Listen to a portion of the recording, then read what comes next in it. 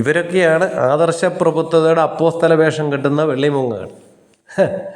212ാമത്തെ റാങ്കാണ് ഭാര്യയ്ക്ക് കിട്ടിയത്. പക്ഷേ ഇൻ്റർവ്യൂവിൽ 1ാം റാങ്ക് തന്നെ വന്നു.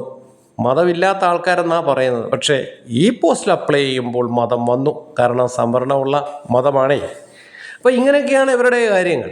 ഇവരുടെയൊക്കെ ഭാര്യമാർ, മക്കൾ, MLA മാർ, MP മാർ, മന്ത്രിമാർ, അവർക്കൊക്കെ മിക്കപ്പോഴും കിട്ടുന്ന യൂണിവേഴ്സിറ്റികളിൽ അസിസ്റ്റൻ്റ് പ്രൊഫസർമാർ. നമ്മുടെ കണ്ണൂരിലെ ഒരു നേതാവിൻ്റെ ഭാര്യ 4ാം റാങ്കുകാരിയായിരുന്നു. പക്ഷേ നിയമനം കിട്ടിയത് അവർക്കാണ്.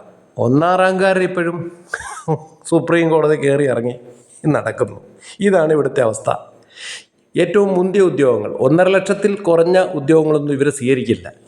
കണ്ണൂർ എയർപോർട്ടിൽ നമ്മുടെ പ്രമുഖരായ നേതാക്കളുടെ മക്കളാണ് അവിടെ ഉന്നത ഉദ്യോഗങ്ങളിലൊക്കെ വിരാജിക്കുന്നത്.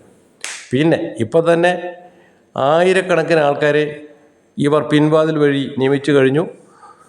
തിരക്കിട്ട് കഴിഞ്ഞ 10 വർഷം കൊണ്ട് നിയമിച്ചതിൻ്റെ അടിസ്ഥാനത്തിൽ തിരക്കിട്ട് സ്ഥിരപ്പെടുത്തൽ മാമാങ്കം നടന്നുകൊണ്ടിരിക്കുകയാണ്. ഈ മന്ത്രിയുടെ വകുപ്പിൽ തന്നെ 950 പേര് ടെക്നിക്കൽ അസിസ്റ്റൻ്റ് എന്ന് പറഞ്ഞുകൊണ്ട് CITക്കാരും ദേശാഭിമാനിക്കാരെയും സ്ഥിരപ്പെടുത്തൽ മാമാങ്കം നടന്നുകൊണ്ടിരിക്കുന്നു എന്നാണ് വാർത്തകൾ വരുന്നത്. ഇവിടെ സാധാരണക്കാരായ ജനങ്ങൾക്ക് അവർക്ക് സ്വാധീനമില്ല, രാഷ്ട്രീയ പാർട്ടികളുടെ പിൻബലമില്ല. അതുകൊണ്ട് അവർ തെക്ക് വടക്കിങ്ങനെ അലഞ്ഞു നടക്കും. കുറേ ടെസ്റ്റ് എഴുതി ഇവർ കളിപ്പിക്കും.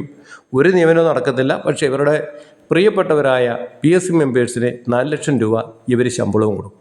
അപ്പോൾ ഒരുപടി ആൾക്കാർക്ക് വേണ്ടി നമ്മൾ നികുതി കൊടുത്തിങ്ങനെ മുടിച്ചുകൊണ്ടേയിരിക്കുന്ന അഭ്യാസമാണ് ഇന്നത്തെ ഈ കേരളത്തിൽ ഇവർ നടത്തിക്കൊണ്ടിരിക്കുന്ന ഈ 5 വർഷം കൂടി ഇരിക്കുന്ന ഈ ജനാധിപത്യ ആഭാസം.